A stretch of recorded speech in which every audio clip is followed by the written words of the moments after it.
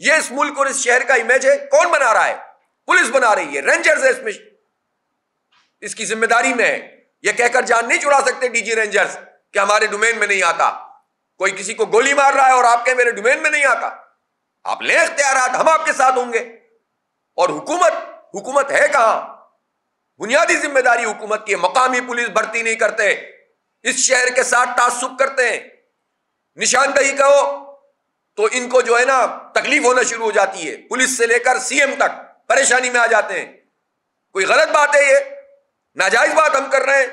مراد علی شاہ صاحب، جس امریکہ میں جا کر آپ ڈگریاں لے کر آ کر ہم پر روب جماتے ہیں، آپ بتائیں وہاں پر نیو یارک کی پولیس کس کے ماتحت ہوتی ہے؟ آپ بتائیں وہاں پر مقامی پولیس میں بھرتیاں ہوتی ہیں کہ نہیں ہوتی؟ واشنگٹن میں ہوتی ہیں کہ نہیں ہوتی؟ آپ کے مائی باپ تو وہی ہے نا جن کو خوش کرنے کے لیے آپ آڑے ٹیڑے قوانین تو بناتے ہیں اسلام سے متصادم، لیکن عوام کو ریلیف نہیں دیتے، ان کی اچھی چیزوں کو نہیں لیتے. اس وقت جتنے سائن بورڈ اور بل بورڈز لگے ہوئے ہیں شہر میں، پہلے تو میں پوچھنا چاہتا ہوں ایڈمنسٹریٹر صاحب سے کہ کروڑوں نہیں اربوں روپے کا یہ دھندا ہے، یہ پیسے کے ایم سی کے پاس کیوں نہیں آ رہے؟ لوگ تو بڑے بڑے لوگوں کے نام لے رہے ہیں، حکومت کے اور بلدیہ کے ذمہ داران کے، کہ وہ اس دھندے میں شامل ہیں. اور کروڑوں روپے کی ماہانہ آمدنی ہے، اس ماہانہ آمدنی کو کے ایم سی کے پاس نہیں لے جایا جا رہا بلکہ اپنی جیبوں میں جا رہی ہے. خلاف ضابطہ بھی بورڈز لگے ہوئے ہیں، سپریم کورٹ کے فیصلے کے برخلاف بھی کام چل رہا ہے. تو بجائے اس کے کہ کرپشن ختم کریں، اپنی جیبوں میں اور پیٹوں میں یہ پیسے ڈالنا بند کریں، کراچی کے عوام پر بجلی کے بلوں میں یہ چارجز لگا کے دینا یہ بہت بڑا ظلم ہے. 2008 میں ایم کیو ایم نے، جب مصطفیٰ کمال صاحب ان کے الطاف حسین کے نامزد کردہ سٹی ناظم تھے، اس وقت انہوں نے یہ چارجز لگائے تھے اور کونسل سے پاس کیا تھا، اور وہ اب تک چلے آ رہے تھے.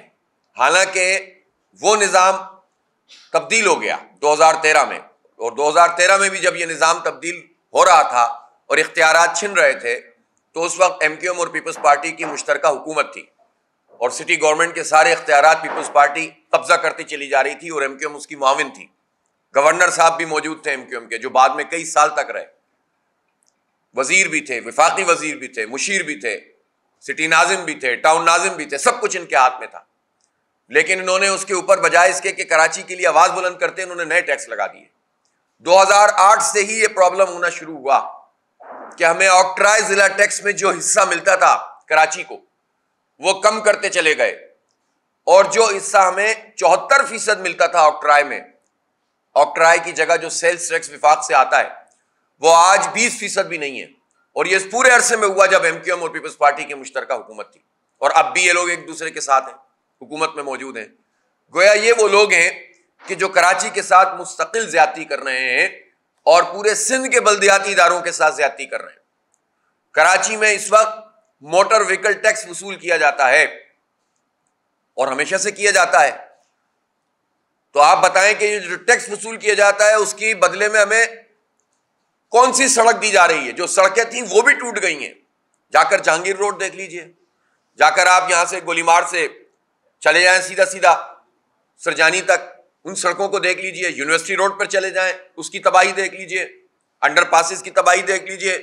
کورنگی چلے جائیں، لانڈی چلے جائیں، کیماڑی چلے جائیں، بلدیا چلے جائیں، اورنگی ٹاؤن چلے جائیں.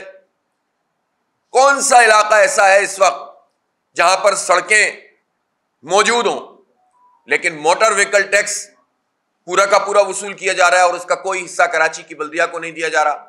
اس پر کوئی آواز نہیں اٹھا رہا. ہمیں یہ کوئی پرابلم نہیں ہے کہ کون آدمی بھرتی ہو رہا ہے، اس کی زبان کیا ہے، اس کی نسل کیا ہے، لیکن ہمیں یہ پرابلم ہے کہ ایسا نہیں ہونا چاہیے کہ جس کا کوئی اسٹیک کراچی میں نہ ہو یا کسی شہر میں نہ ہو اور اس کو لا کر مسلط کر دیا جائے. چند لوگ تو ضرورت ہوتے ہیں، آپ کو سسٹم میں شفل کرنا ہوتا ہے، یہ ہم بھی جانتے ہیں اس بات کو. لیکن اگر آپ 90% بھرتیاں ٹریفک پولیس میں اور جو ہے پولیس کے اندر اور سیکریٹریٹ میں، تمام وزارتوں میں، تمام ڈی سی آفسوں میں غیر مقامی لوگوں کی کریں گے، میں پھر یہ کہنا چاہتا ہوں کہ چاہے سندھی ہو یا مہاجر پختون ہو یا پنجابی یا بلوچ ہو یا سرائکی، کوئی بھی زبان بولنے والا ہو، اگر وہ کراچی کا پرماننٹ ریزیڈنٹ ہے، شرائط کے مطابق، جعلی ڈومیسائل سے نہیں، پرماننٹ ریزیڈنٹ ہے، اور اس کے بچے بھی وہاں پر ہیں, اس کی فیملی وہاں پر ہے, آپ کسی زبان کا بولنے والا ہے اپوائنٹ کریں پولیس میں, ہمیں کوئی اعتراض نہیں ہے. لیکن جب آپ یہ کام نہیں کرتے تو اونرشپ نہیں ہوتی اس شہر کی.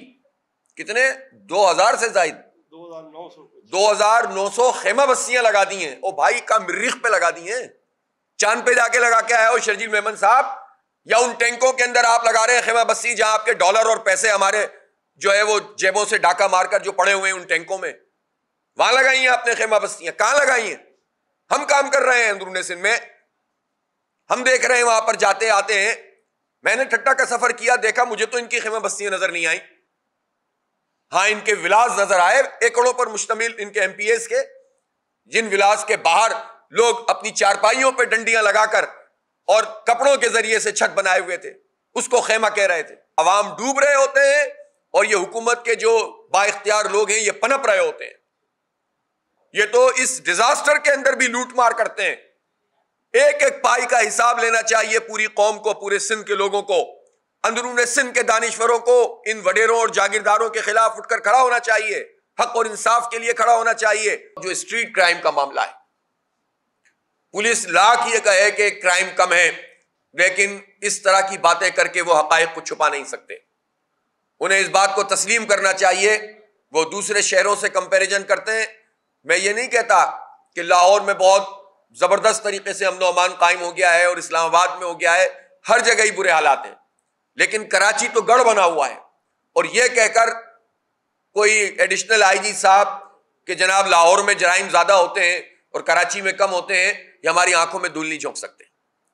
کتنے لوگ بتائیں لاہور میں اسنیچنگ کرتے ہوئے گولی مار کر ہلاک کر دیے گئے, اللہ نہ کرے کوئی ایک بھی ہو, لیکن کراچی میں یہ کام تو مسلسل ہو رہا ہے. سینکڑوں کی تعداد میں سال میں جو ہے وہ لوگ انجرڈ اور ان کو شہید کیا جا رہا ہے, اور فیملیز کے سامنے نوجوانوں کو گولیاں مار دی جاتی ہیں. آپ سوچیں اس کے اوپر کیا اثرات پڑتے ہوں گے. اور جب رینجرز سے بات کرو تو وہ کہتے ہیں کہ ہمارے پاس اختیارات نہیں ہیں. تو بھائی اختیارات نہیں ہیں تو آپ اختیارات لیں. رینجرز کو کون روک سکتا ہے اختیارات لینے سے؟ لیں آپ اختیارات. لوگ تو آپ کے ساتھ تعاون کرتے ہیں. جب رینجرز امن قائم کرتے ہیں لوگ رینجرز کے ساتھ کھڑے ہوتے ہیں. اور جب آپ یہ کہتے ہیں کہ جناب ہم اسٹریٹ کرائم ہماری ڈومین میں نہیں آتا, ہماری جورسڈکشن میں نہیں آتا, تو یہ سوال ایک عام شہری کو سمجھ میں نہیں آتا جس کے بچے کو گولی ماری جا رہی ہے.